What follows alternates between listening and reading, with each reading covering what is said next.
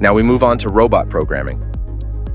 There is one important thing to note. At the beginning of the program, it must be known what position the robot needs to be in.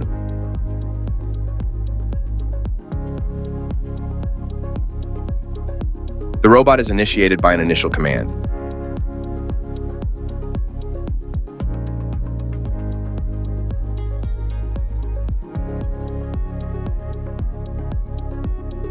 Typically, the program starts with a home command.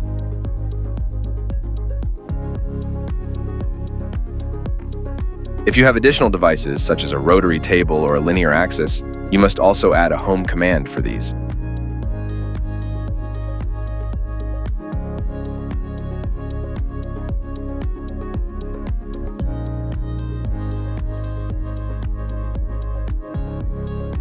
As described, you continue by selecting individual positions one by one and confirming them with commands.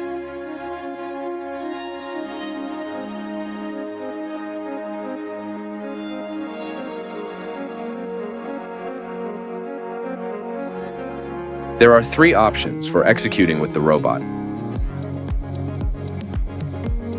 One is the home motion, which is essentially a joint movement to the starting position.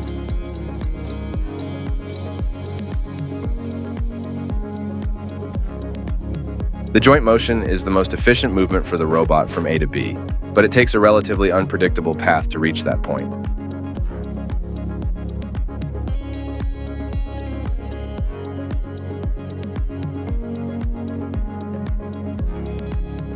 Accordingly, it is recommended to use a joint motion only when you have a specific position sector. And third, the linear motion. This is a direct movement from one point to the next and is usually used when you want a clearly defined path, as it is always known what the most direct route between point A and point B is.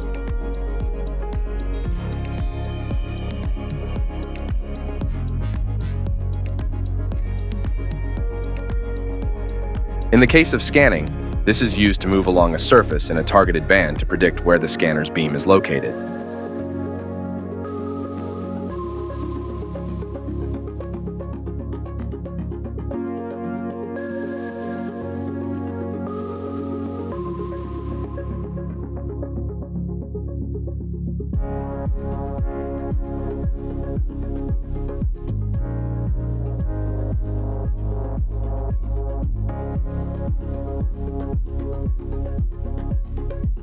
Where the scanner captures a point cloud during the process can be seen in this red area.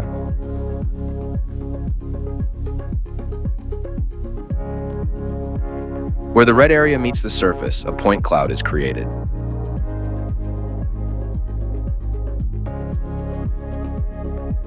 To perform the simulation now, no pre-calculations are necessary. Instead, you can directly play the program as it is.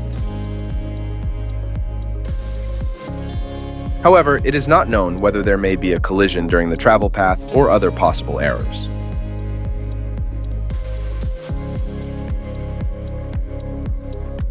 To start the simulation, press the Start button on the upper toolbar and select the program or program section you want to play beforehand.